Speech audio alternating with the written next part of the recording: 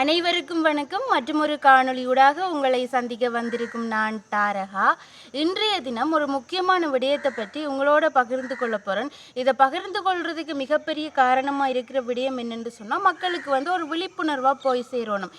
நாங்கள் அனுபவப்பட்ட ஒரு சில விடயங்களை தான் உங்களோட அன்றாடம் பகிர்ந்து கொண்டு வரோம். இதில் நாங்கள் அனுபவப்பட்டதை தாண்டி கம்பகாவில் ஒரு விடயம் நடந்திருக்கின்றது.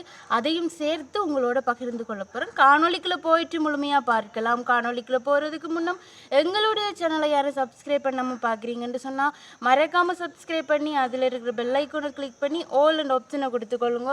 அது நீங்கள் எங்களுக்கு தரக்கூடிய ஒரு ஆதரவாக இருக்கும். இப்போ நாங்கள் விஷயத்துக்குள்ளே வருவோம். என்னென்னு சொன்னால், இந்த உலகத்தில் இரண்டு விதமான கொள்ளைகள் நடக்கின்றன. பல விதமான கொள்ளைகள் நடக்கின்றன. நான் சொல்ல போகின்ற இந்த விடயத்தில் இரண்டு விதமான கொள்ளைகள். அதாவது ஒன்று தங்களை நேர்மையாக நல்லவர்களாக அப்பாவிகளாக காட்டி ஒரு கொள்ளை, இன்னொரு புறம் வழிப்பறி, அந்த மாதிரியான விடயங்கள் நடக்கின்றது.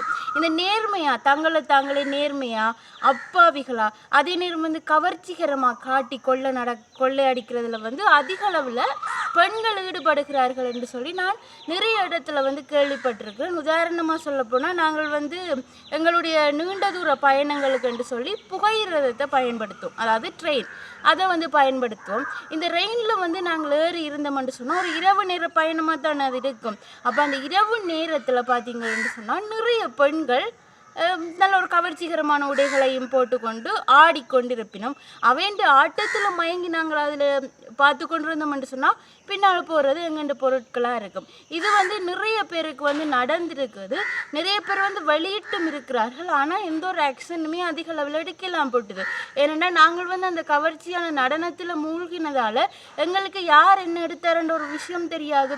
அப்போ யாரை சொல்கிறது, எங்கே போய் தர்றது, அது அப்படியே போனது தானென்று விட்டுட்டு இருக்கிறது.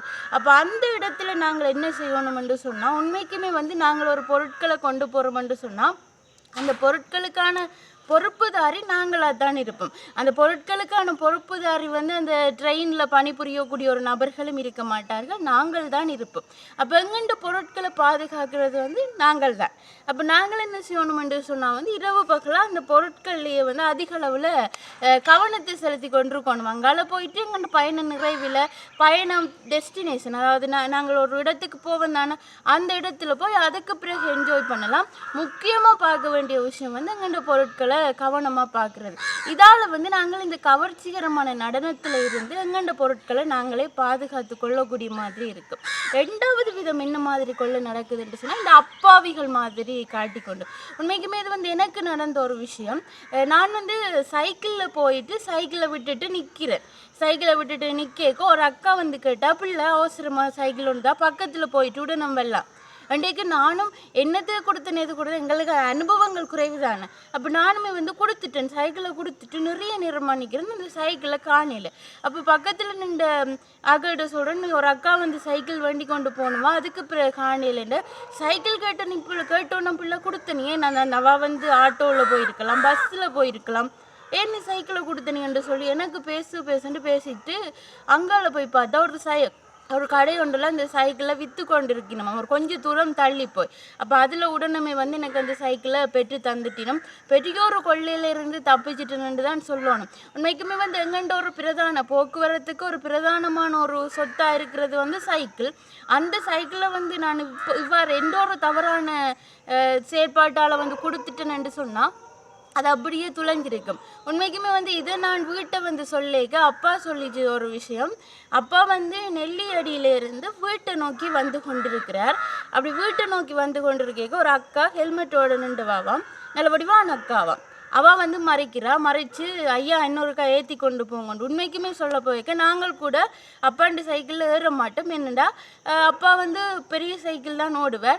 அம்மா அடிக்கடி பேசுவாள் பெரிய சைக்கிளோட, அதாவது பெரிய சைக்கிளோட சில வேலை நிப்பாட்டிக்க காலுகள் கைகள் வழியே தண்டி போடும், நீங்கள் இன்னும் சைக்கிளை மாற்றுங்கோ என்று சொல்லி பேசுவோம் ஒரு பக்கம். இன்னொரு பக்கம் அவரே களைச்சி ஓடுறார். அப்போ நாங்களும் பின்னால் ஏறி இருந்து ஒரு சுமையாக போகக்கூடாதுன்ற ஒரு விஷயத்தை நாங்களே நினைக்கிறோம் நாங்கள். ஆனால் அந்த அக்கா சைக்கிளில் பின்னால் ஏறி போகிறேன்னு சொல்லிக்கி அவன் மனநிலை அப்பாவுக்கு விளங்கிட்டுது.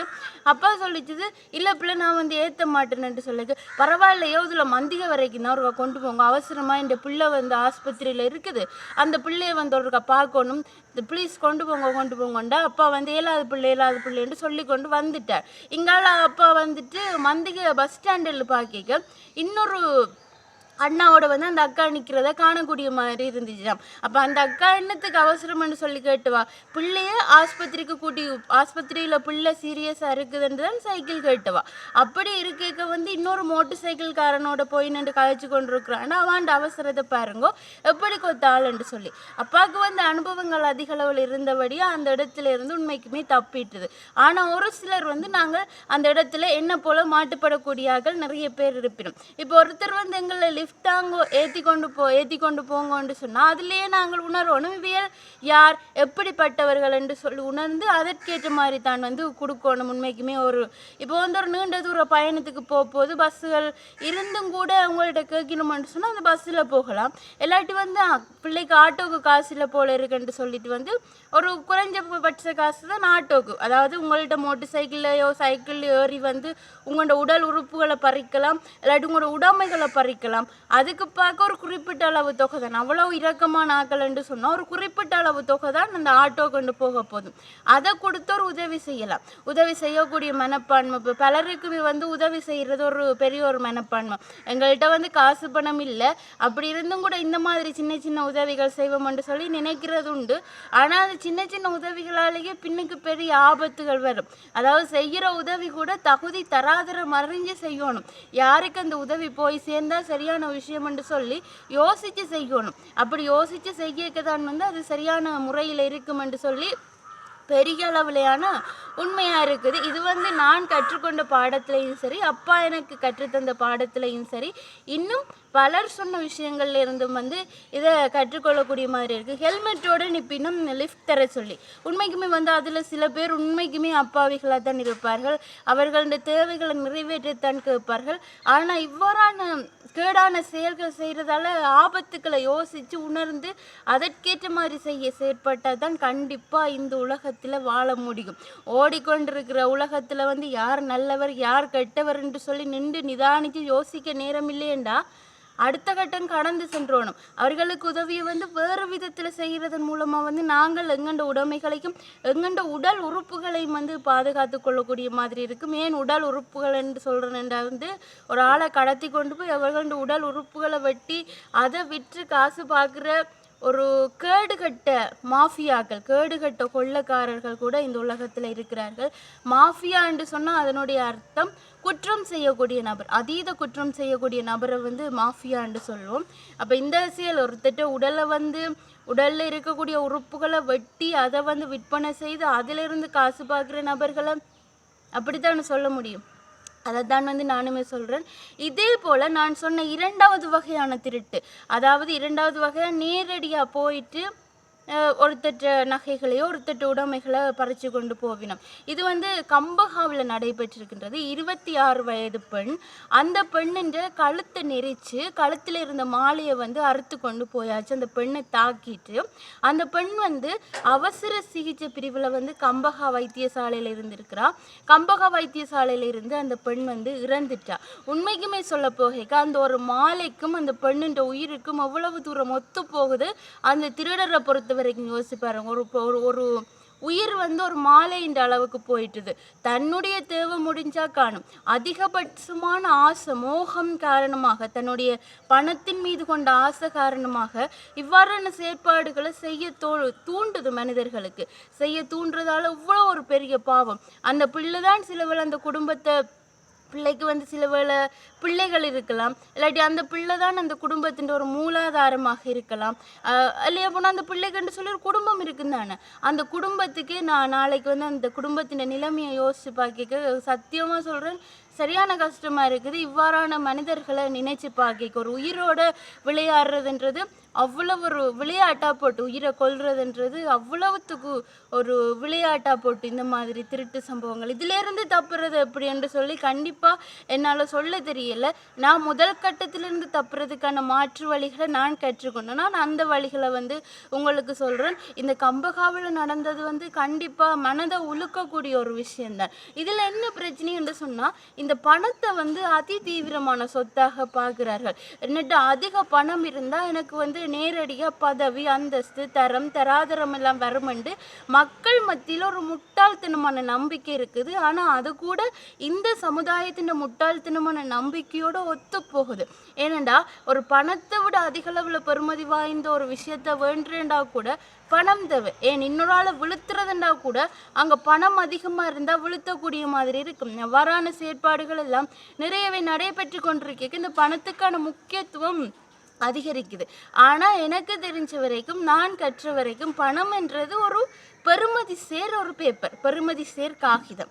அதாவது அது ஒரு ஊடகம், எங்கள்ட ஒரு செயற்பாட்டு செய்யறதுக்கான ஒரு ஊடகம். இப்போ நாங்கள் ஒரு தொடர்பாடல் ஒரு 2 பேருக்கூட தொடர்பாடைக்க எங்களுக்கு தொலைபேசி எவ்வாறு ஒரு ஊடகமாக இருக்கின்றதோ எங்கள்கிட்ட இருக்கிற விடயத்தை நான் கதைக்கிற விடயத்தை உங்களுக்கு வீடியோவாக கடத்துறதுக்கு இந்த ஒவ்வொரு சாதனங்களும் எவ்வாறு ஒரு ஊடகமாக இருக்குதோ பணமுமே அப்படித்தான் ஒரு ஊடகம். எனக்கு பசிக்குதா, நான் ஒரு சாப்பாடு வாங்கணும்னு சொன்னால் அந்த பணத்தை கொடுத்து வாங்கக்கூடிய மாதிரி இருக்கும். பணத்தால் பசியை போக்க போகிறதில்லை. அப்போ எனக்கு தேவையான விடயங்களை பெறுறதுக்கு தான் இந்த பணம்ன்றது ஒரு தேவையாக இருக்குதே ஒழிய பணமே தான் வாழ்க்கை. இந்த பணத்தை பெறுறதுக்காக இவ்வாறான கேடு கட்ட வழிகளில் செய்யலாம் என்று சொல்லி நான் இன்றைக்கு தான் உண்மைக்குமே இப்போ நடக்கிற ஒவ்வொரு நிகழ்வுகளில் இருந்தும் இது உண்மையோண்டு யோசித்து கொள்ளக்கூடிய மாதிரி இருக்குது. ஆனால் கண்டிப்பாக அவ்வாறு செய்பவர்களுடைய பணமும் நிலைத்திருக்காது, அவர்களும் நிலைத்திருக்க மாட்டார்கள். காலம் ஒரு நாள் பதில் சொல்லும்.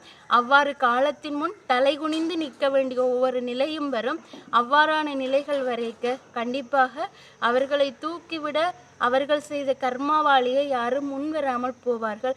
அதால உறவுகளை தயவு செய்து உங்கள் உடைமைகளையும் உங்களையுமே பாதுகாத்து கொள்வதற்கு அதீத தர்மம் அதீத உதவி என்ற விதத்தில் ஆபத்தில் சிக்காமல் அந்த உதவிகளை கொஞ்சம் மாற்று வழிகளில் செய்யக்கூடிய மாதிரி இருக்கும். இந்த 2வது விடயத்தில் உண்மைக்குமே பாதுகாப்புத்துறை சரியான கவனம் செலுத்த வேண்டும் என்ற ஒரு விடயத்தையுமே சொல்லிக்கொண்டு இந்த இடத்திலிருந்து விடைபெறுகிறேன். நாளைய தினம் சந்திப்போம். அது வரைக்கும் உங்களிடமிருந்து விடைபெறும் நான் தாரகா. நன்றி.